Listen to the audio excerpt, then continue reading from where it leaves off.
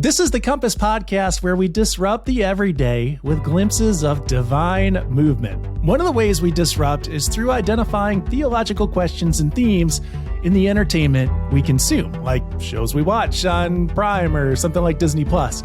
And in this episode, we're going to give you 10 ideas or shows or movies you can watch right now to get thinking theologically and awakening a sense of divine movement in your life. Lots going on in this episode. It's our 100th-ish episode of Compass, so you can cue the celebratory sound bites. We're celebrating that milestone, and one of the ways that we're celebrating is by saying hi to someone new. We have a new co-host and producer. If you're looking at the video, a new face. Michelle Maldonado is part of the team. Michelle, I'm going to throw you not under the bus. I'm going to throw the spotlight on you, like right off the bat here. What are 3 things that we should know about you? Hi, I'm Michelle. 3 things to know about me. Ooh. That can be 1. We got your name. Yeah, got my name. I'm a sci-fi nerd. There's 2. And 3. Ooh. I don't know. I'm boring. I like to travel. There you go. Yes. Yeah. Yeah. One of the things that we'll see about Michelle is that she generally works from different locations. So at any given time, like you are not only at different places within the U.S., but you've had some curious other spots. Like, what has been maybe the most abnormal working location that you've enjoyed over the past couple of years? Oh my God, that's easy. Cairo, Egypt. Okay. That was fantastic. It was really trippy for people on Zoom to see in the background because it was the 3 pyramids and sunset. So around 9 a.m., the sun is setting for me, which is like 4 something in the afternoon. And people would just tell me like, oh, that is such a cool digital background. How did you do that? Well, I flew 20 hours to Africa. There are no green screens involved. It's no green screens. And the other cool thing is the call to prayer several times a day while working. That was pretty cool. Did you find that being a kind of a reminder to yourself? Like, would you pause down in the course of doing that? And yeah, cool. I would. I just felt like it was a respectful thing to do. Yeah, totally. Getcha. So when I got back, I actually missed that a lot. Yeah. Well, one of the things that we hope to do in this podcast is be that kind of clarion call for people to pause down and have a little, I guess, inspirational reflection. Of course, Michelle's presence here might stir up some questions about our friend Pierce Drake, who has been a huge part of the previous 100 episodes of the Compass Podcast. And Pierce started a new ministry position, moved his family in the course of 2022. And initially we thought that was going to be like making a temporary break, and that turned into an extended break, both as he adjusted to life in new climes and as we had some altering circumstances in United Methodist Communications, which is the parent company, so to speak, of the Compass Podcast. And at that time, it became clear that if we were going to move forward with having a co-host and co-producer, it was really going to need to be somebody inside of UMCOM. And Michelle is one of those people. And after a rigorous hazing and audition process, Michelle was the only person who didn't say this is stupid and just quit. I'm kidding. Michelle was just like the right fit in bringing some fresh and unique perspective and some vitality and some new ideas. Now that we're 100 episodes in, it was time for just a little freshness. So, Michelle, we're really looking forward to you bringing that. And before we get to streaming, one of our questions of initiation on this podcast comes from our shared Methodist tradition. How goes it with your soul? Well, I can easily say everything is good. All is good. Especially after Christmas. I got to go home to Florida and spend a month with my family. And that was really nice. I was very stressed out before, and I just feel at peace now. Oh, right on. Okay. Hey, and how cool was it that in your experience, the family is peace bringing and not like more anxiety delivering?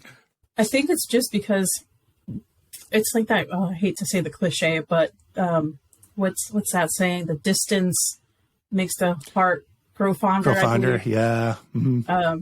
I just miss my family. So being home with them is just nice, especially since my parents are getting older too. I guess I've realized like, let me not be annoyed by them because someday I'm going to miss this. Mm-hmm.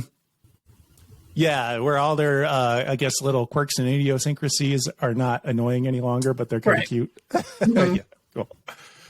All right, well, let's talk streaming.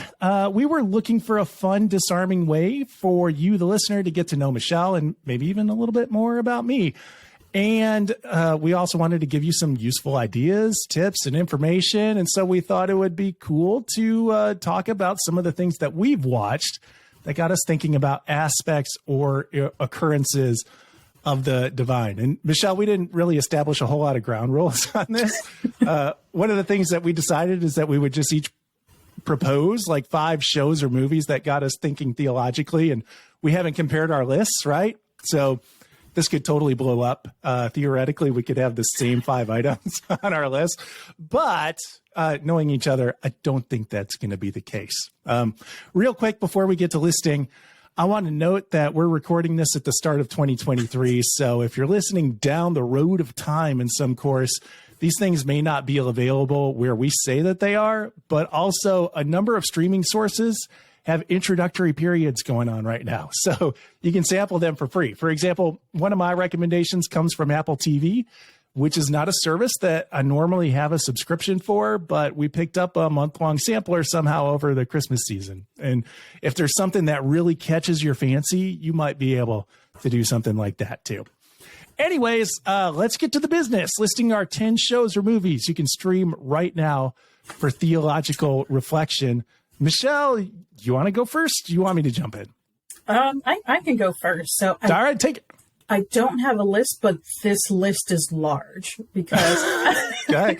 It's going to make sense in a second. So over the month that I was in Florida, I was like, you know what, let me just finally get to this goal I've had for years to watch the entire Marvel universe in chronological order. Okay. So, see, like I don't have exactly a list, but this one is very, very large. How many hours did you sink into that, do you think?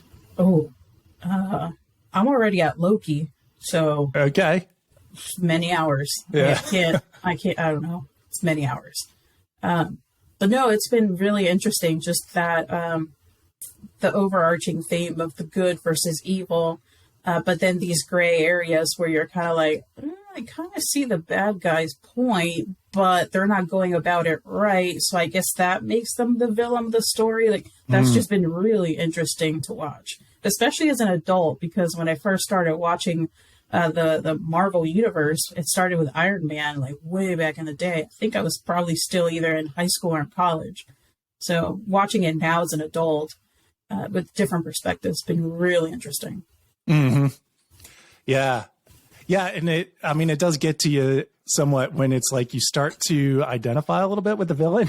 Like, Thanos, for all the chaos that ensues when Thanos does what Thanos does, like you kind of get where he's coming from there and just trying to offer people better lives. I mean, that's the ultimate goal, right? But he totally went around it questionable way, but yeah, I got it. I get it.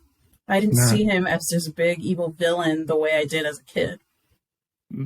So did you have one movie or show so far that's stuck out to you that you want to bring up first? Probably Agents of S.H.I.E.L.D.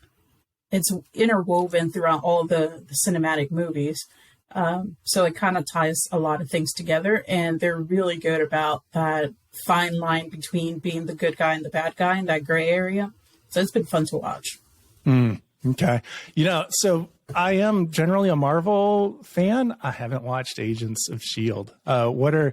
Is there a particular way that you saw the good versus evil storyline lived out there? With every character, even the good guys, because they've had to make tough calls that, can be life and death for other people. And you see their struggle with it, but you also get why they might have done that tough call that turned him into the evil villain of the episode or the season. And do you know where we can stream that? Is that a Disney Plus thing? Well, that is Disney Plus. It used to be Netflix, but now it's Disney Plus. Okay. All right. See, we're learning already. That's one that I haven't made a priority to watch that I need to go back and look through. Again, and mind you that I'm a DC fan. Yeah. Oh man, we watched Black Adam over the weekend. We're gonna have to talk about that in a little bit. But Oh, I haven't watched it yet. It's on my queue. I was gonna watch it today, actually. Okay. All right. Yeah, it probably doesn't match. Well, maybe it would match into what we're talking about here, but it wasn't readily there for me. So I didn't quite see the theological tie-in. But, that being said, for my own list, I know that we didn't have ground rules, but I did kind of improvise my own. And the first thing was that I didn't want to go for anything too obvious. So, movies that were made for the express purpose of causing theological discourse. I just threw those out. So God's Not Dead movies are not on my list. We're not going to have Facing the Giants. Nothing with Lorenzo Lamas or Kirk Cameron on my list. I also wanted to, just for my own purposes, try to stay away from things that were super well covered in the spiritual circles that I circulate around. So I tried to identify things that were accessible, of course, but not already super popular, at least in my mind. Although that's really subjective, and people are probably going to look at my list and be like, well, duh, I've already seen all that. But these were things that I thought might have some fresh perspective, including my first pick. And I feel like it's the lowest hanging fruit on my list, as it's pretty theological and fairly popular. And it hits the same theme that you were just talking about with the good versus evil stuff. It's a show called Good Omens on Amazon Prime.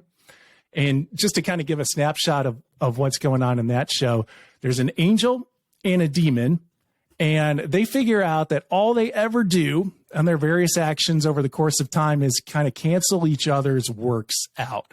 So they come up to an agreement to help each other out from time to time. And through doing that, they become friends. And so when signs start popping up that the end of the world is near, well, they join efforts to literally save the world. And that's really where the story ensues. And I thought it was kind of cool in that there's a sense of innocence in the series. Like, it's relatively free of violent scenes. I mean, violent actions occur, but they aren't spattering blood everywhere. There's no really disgusting stuff that happens. The only sex scene is treated rather whimsically, and it's mostly just an illusion. Like, you don't see what's actually going on there. And I think that innocence that they portray plays into the key theological themes of the show, because it's really this fascinating journey into theodicy, which is that dealing with the existence of good and evil. And it's fun to think about then, who is the more empathetic character? Like what you were talking about with the Marvel stuff. Like, do I really identify with the angel or with the demon? Because there's a lot to dislike about the demon. He's played by David Tennant. Not that that's a bad thing. I like David Tennant as an actor. I love him. Yeah, former Doctor Who, right? Mm-hmm. Are you a Doctor Who person? Oh, yes, I am. Okay. Which, by the way, he's going to be back as 10 with Donna Noble and the special coming up. Okay. All right. See, here we go. We're going down that sci-fi rabbit hole.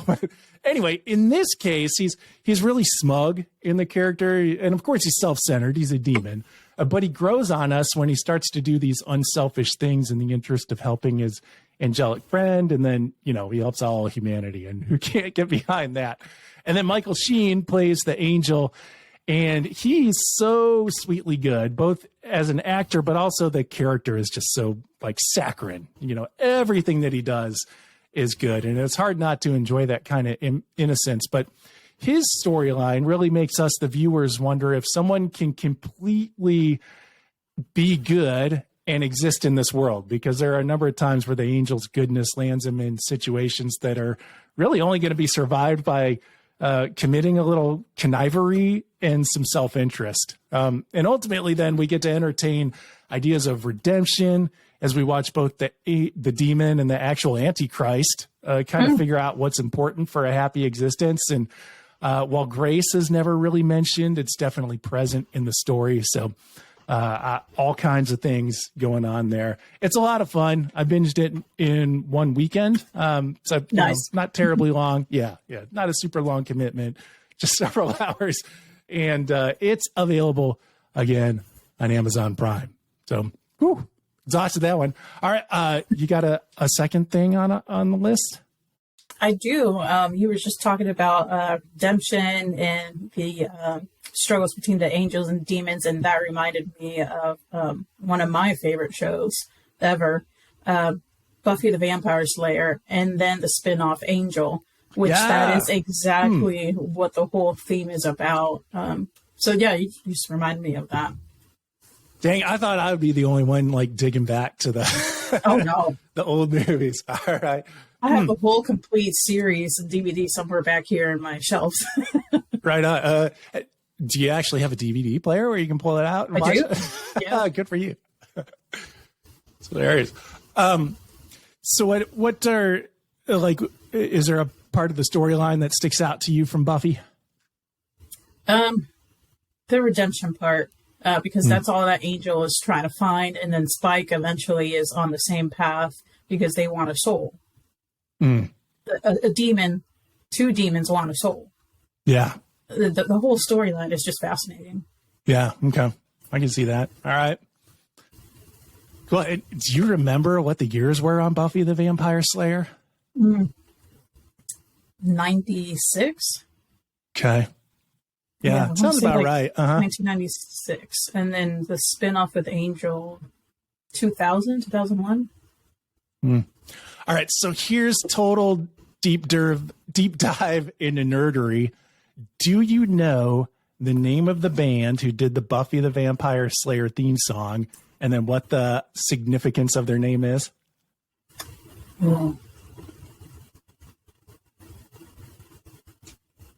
I don't remember.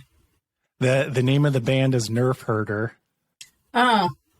You know where that name comes from? I do not. It's a Star Wars reference. So it's like nerdery all the way around. Yeah, when Princess Leia is insulting Han Solo at one point, she calls him a scruffy looking Nerf Herder. And there we get the band. Nerf Herder. Awesome. Yeah. Who sang the theme song for Buffy the Vampire Slayer and gave us other hits such as We Opened for Weezer.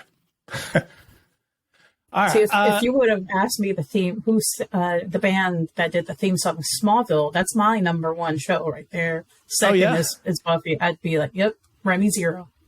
Remy Zero? Remy Zero. See, I didn't know that one. Okay.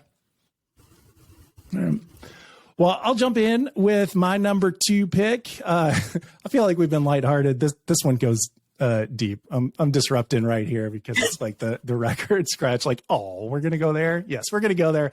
It's Emancipation with Will Smith, and this is the story of an enslaved black man living in Louisiana during the Civil War. And Will Smith, of course, is that lead character. And ultimately, he escapes captivity, and then he goes on this Odyssey-like quest to reunite with his family. And it's tough to watch because it does not depict the better side of humanity. And expectedly, it has a lot of scenes of mistreatment of people and violence. But theologically, there are a couple fascinating things going on in this movie because Will Smith's character is expressed as a very faithful man. Like, he often repeats the phrase, God is good. It's a mantra for him at many points in the movie. And we get a sense through that for him, faith is hope. Like, his character trusts, by saying that God is good, his character trusts in the ultimate goodness of God, despite, all these circumstances which he's subjected to.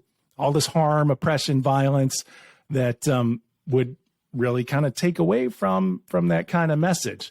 And it really kind of reminded me of a book by Viktor Frankl called Man's Search for Meaning. And Frankl sets his book in a Nazi concentration camp. I mean, it's his actual lived experience.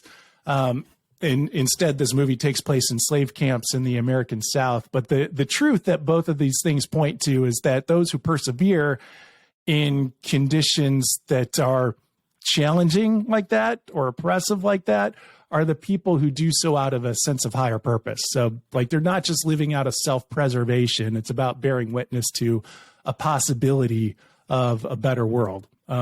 Which Will Smith's character seems to pursue at just about every possible story point, even if it means putting himself in harm's way. And then on the flip side of that, we have the religion of the oppressors who utilize faith to maintain the status quo. Like there's a scene where there's a preacher who's preaching about, what good slaves do. And I really appreciate about the movie, one of the things that I really appreciate is that it exposes the idea that faith holds us in place, because there's a sense of inevitability in Will Smith's character and his faith prevailing over that of the oppressors who continually speak that the system of slavery is God's will. So anyway, that's Emancipation with Will Smith, and you can stream that on Apple TV currently. No. All right, what you got for number 3? Number 3, well, I kind of briefly mentioned Smallville. That was going to be more of an honorable mention. Like, fun fact, in the comics, they're Methodist. Oh, yeah. So, Superman is Methodist, in case nobody knew that. But no, Smallville it's such an interesting take on the whole story of Superman, because it's before he was Superman. He was a kid in high school and early college, so young adult age. And the whole theme of the show, like, yes, good versus evil, that's the first thing that you're going to think of. Clark Kent, Superman versus Lex Luthor.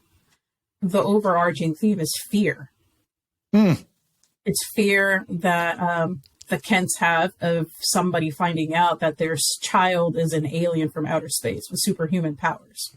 Clark Kent, because he's not Superman yet, so he's Clark Kent, he is always afraid and carries this fear of being discovered, of harming his friends, because he is so strong. And then you have the Luthors. So Lex Luthor, who is a major part of the show, his fear is being rejected by his father, rejected by his best friend, Clark Kent, because they're friends at this point. They're not evil yet. It's just that fear of rejection by everybody. Does Clark Kent grow up knowing like the extent of his power? Yes, he does. Okay. So that's why his fear just keeps growing, because he doesn't know what's going to happen next. He doesn't know what power he's going to get next. He doesn't know how to control them. So it's just fear all around, and how to manage it and live life. Yeah, I've always wondered, like, did Jesus grow up in a similar way?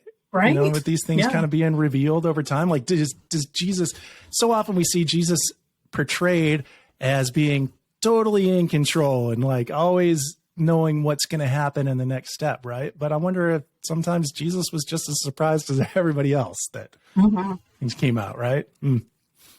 And I think, if we talk about Jesus being fully human, like there has to be an aspect of that. Like there have to be times when Jesus was just like, I didn't know that was possible. I didn't think that would work. There's this story. This book was not in the Bible canon that we use, but I learned about it when I was doing my doctorate. Fun fact, I am a doctor, not a medical doctor. I learned this story. I don't remember all of it, but the main point of it was that when Jesus was a kid, he was probably like 6 or 7 years old. He saw this dead bird and he got really sad, like, oh no, like this little birdie died. He picked it up and brought it back to life, and people saw it, and people freaked out. So his parents had to come running and explain to him, like, you can't do that out in public. So, yeah, it reminded me a lot about Smallville. And I started seeing those parallels, like, oh, yeah, like there's probably some of that, until he kind of like figured out what was going on. Yeah, there are some crazy stories, like apocryphal stories like that, that kind of exist outside the Bible about some of the things that Jesus did growing up. Some of which are kind of questionable, but you picked one of the better ones, the restoration of the bird, and not, when he like struck down a fellow player who angered him. Those are out there as well. You can look them up on your own time. Let's see. What are we at? Number 3? Am I at number 3?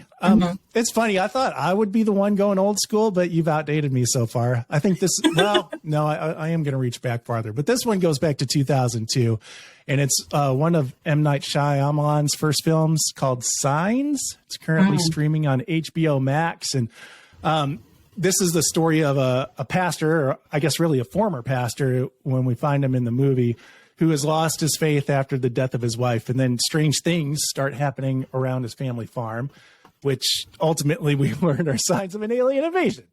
Things that happen in everyday life, right? Just another Wednesday. Yeah, right. The key question that pops up in the movie is whether or not everything happens for a reason, which everybody who kind of invests themselves into a life of faith, I think we all struggle with that question at some point. So for the pastor, who's played by Mel Gibson, he made a decision that there's no way that everything could happen for a reason, since that would mean that his wife's premature death happened for some kind of purpose, or, you know, there was some kind of divine mechanism behind it or something like that. And that's the interesting part, because at the end of the movie, we really have to ask ourselves that if we're going to accept that so many of the other signs that popped up through the movie were in some way divinely planted, does that mean that the horrific, traumatic death of a parent or spouse was divinely inspired too? And does that mean that everything in life is inevitable as well? M. Night, it has a role in the movie as a character. He plays the person in the movie who caused the death of the wife. And his character is wrestling with a feeling that if anything else had changed, if he had just done like this one little thing different, or if one little action had been shifted around just a little bit, then everything would have been different. And it's similar to the self-talk that a lot of us endure after difficult or even disappointing events. You know, we kind of beat ourselves up in retrospect. Now, I don't think the movie wraps up any of these questions for us. Instead, I think we're just given the series of events portrayed in these extraordinary circumstances, and then we get to make the same decisions that the characters are invited to make. Like, is all this random? Is it all on purpose, or is there something else at play there? You know, is it a little bit of both, or is it neither? Right. So anyway, 2002, it's HBO Max, the movie Signs. All right, we're pressing on. What you got, number 4? Taking it even further back. Oh man, they don't make them like they used to, you know. I suppose not. Star Trek, the OGs. Yeah, the original Star Trek. The OG, yeah, Dang. all the way from the 60s through next gen, even to the current one. Picard starts next month. Oh, that's right. It's been decades of episodes, but the way that they still portray social justice, they portray socioeconomic situations, immigration, everything that we go through in life, they portray it in such a way that you forget you're going through it, but you see it from a different lens. So you start rooting for the aliens who are that mirror undocumented folks, for example, and you're rooting for them. It just, it mirrors so much of our real life. And my hope has always been, I hope that people realize that when they're rooting for these people in the shows, it's mirroring the exact same situations that real folks are going through. So it gives people perspective, like, oh, okay, I understand now, just from seeing it from that perspective. It can be a little maddening, though, that it's like, so that show started in the 60s, correct? Yes. And that the social issues that they're speaking to today are really still undealt with. Yes. Or that they were speaking to in their day are really still undealt with in our day, right? Yeah. It's sad. Yeah. It's sad, but yeah, it is what it is. It's an escape, but it's not at the same time. Like almost you can work through issues, social issues, while watching these shows. Yeah, I get it. Mm-hmm. Yeah, well, and that goes to say that in terms of us watching it from today's perspective, you know, there's still a sense of relevance there. Like, you know, we're not just looking at a time capsule into the past. Yeah. Like, there's still some truth to be learned in our day and age. All right, well, I'm going to jump back into the past, sort of. Mine is part of a franchise that's been going on for a long time. This is from Amazon Prime, Bill and Ted Face the Music. And this is one that's definitely relative to people of a certain age. The original Bill and Ted came out when I was in middle school. I'm not going to put a year on that, but you can look it up. And I'll tell you, really, I could add all 3 Bill and Ted movies to this list, but I thought that would be, you know, just a little too redundant. So we're just picking out Bill and Ted Face the Music. And in this case, Bill and Ted are 2 aged, I don't know how to really put it. They're just kind of two-aged idiots. Like originally they're portrayed as like the stereotypical teenager full of naivete and, closed worldview and all that kind of stuff. Well, we've just taken that stereotype and we've advanced it into middle-agedness. And so, all that naivete is still somewhat present. And, but the series revolves around these two bringing peace to the world through their rock band. And they've been told by time travelers from the future that their music is going to bring peace and alignment to all of creation. Well, the challenge in Bill and Ted Face the Music is that Bill and Ted are now middle-aged and they haven't yet produced the music that delivers on this promised future. And to me, this is a total allegory for what we Christians believe is happening in the world, because we believe that the world is on course to come together in justice and peace. But we always find ourselves asking, like, when, oh God, when's it going to happen? And what's it going to take from us? Well, of course, we have the witness of Jesus to suggest that, here's what it's going to take from humanity for this to happen. And I feel like this movie and the Bill and Ted movies in general, they provide reminders that the goal of the Christian life is not just to be removed to some other happy place when we die, but that the teachings of Jesus and the goal of the Christian life revolve around the idea that God's kingdom is breaking into earth in the here and now, and that we're agents of establishing that peaceful kingdom on earth. And Bill and Ted Face the Music is all about then what it takes from humanity to inspire the establishment of a kind of heaven on earth. And that's a lot of theological listing from two naive and really imperfect dudes. And I will kind of caveat to say that if you don't like slapstick humor or outlandish humor, then this probably isn't the movie series for you. And if you do the deep dive back into the past movies, there are scenes that are reflective of the times in which they were produced. But one of the things that I appreciate about Bill and Ted Face the Music is that the franchise seems to have grown in wisdom and awareness since they were originally produced, just like the rest of us have grown in wisdom and awareness too. So that's Bill and Ted Face the Music. It's on Amazon Prime. And I think I'm down to my last one. You down to your last one, sort of? Yeah, my last one is, I'll mention it quickly. Interestingly enough, my last one is Lucifer. That is on Netflix. Mm-hmm. Now that one is such an interesting take on the story of angels, the devil. It's such a fascinating way of telling a different take on that story of the good and the evil and redemption. Have you seen that one? I've seen episodes of it. I've not seen the whole series in full. Yeah. It's worth it. It took some convincing for my parents to watch it. Yeah, okay. My mom's a pastor. Mm-hmm. I had to explain what it was for them to be like, I don't know about that. Like, just get past the name of the show, give it a chance. But no, it's really good. It makes you really think about the different perspectives. Again, the same theme of the good versus the evil, the confusion, and yeah, it's just a really good show. I don't want to spoil it, so I'll leave it at that. Okay. All right. Well, I'll dive into my last one real quick. It's on Netflix. It's called Glitch. It's an Australian series. And the premise is kind of weird. It's a number of people who are buried in a cemetery near a rural town. I've seen that. Yeah. Oh, have you? Okay. Yeah, they all of a sudden come back to life. Mm-hmm. And they have all their faculties. Like, they're not zombies, but they don't have their memories of their past lives, at least when they first wake up. And things get real crazy then when they start to get recognized and they come across former family members or loved one.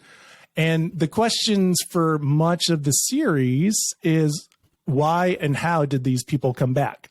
And for us, that really brings to mind like the big question of, why are any of us here? Is there purpose? Is it just random? Or what are we meant to do with our lives? Is there purpose behind it all? And we get to wrestle with one of the questions posed to Jesus through this. Jesus was challenged with the idea that if we're resurrected, if we do come back to life, what would happen to a person who was married, but then their spouse died and then they remarried and then it happened again? Who would they be married to in the resurrection? Well, that kind of happens in this show. Like, we come across that instance. And they can't leave. Yeah, they can't that's right. leave. Yeah, They're they can't stuck escape. there. They can't just be. Yeah, they cease to be if they do leave. So, and I think what's really important about the questions about life, calling, and purpose that the show does bring up. And again, that's Glitch. You get to listen to everyone's cool Australian accent, and it's on Netflix. And I probably should mention a couple trigger warnings about sexual violence in the show and sex in general. Yeah, no, that one can be, it's probably more on the more gratuitous end. So cool. Well, we're wrapping this up. You got any that you just want to add in there as honorable mentions? I'll throw some Spanish ones in there. Yeah. The English translation that Netflix has is The Unbroken Voice. This one's not sci-fi. It's a little bit more regular series. It's a Colombian series, and I believe it's a real life story. It's set in the 70s and 80s, and it follows the story of this girl and her family. She's trying to get out of poverty with music, and she's very, very feminist for her time in the 80s. So it's that struggle too of trying to be the breadwinner for her family, but still facing all that sexism. There's some racism elements too, because Colombia is not exempt from that. Unfortunately, it's a worldwide plague. So she also struggles with her faith when she feels like she's not getting any backup from God, and it's very interesting. But my honorable mention might be Midnight Mass on Netflix, but I think everybody's seen that. So it's like I don't have to go into a whole lot about that. So cool. Well, hey, we're wrapping up episode 100, or episode number 1 for Michelle. How you feel? It's good. All right. I was nervous, but it's been nice. Yeah, we're having a good time here. And if you, listener, are having a good time, then I invite you to go back and listen to some of our past episodes of Compass. Hey, there's 100 of them or so to choose from. So many episodes in there as well. And that's actually, listening to another episode is one of the ways that you can kind of pay it forward for us. And while you're clicking through stuff, go ahead and leave a rating and review. If you want to get a hold of us, you can email us, either of us, at rethinkchurch@umcom.org. We'd love to converse with you there, especially if you have some episode ideas or questions that we might be able to address for you in a future episode. Big thanks to United Methodist Communications, who produces this podcast, and to you, listener, for making it all possible. You're the reason we're here. Thanks so much. We'll catch you again with a new episode in 2 weeks. In the meantime, peace. Have a good one.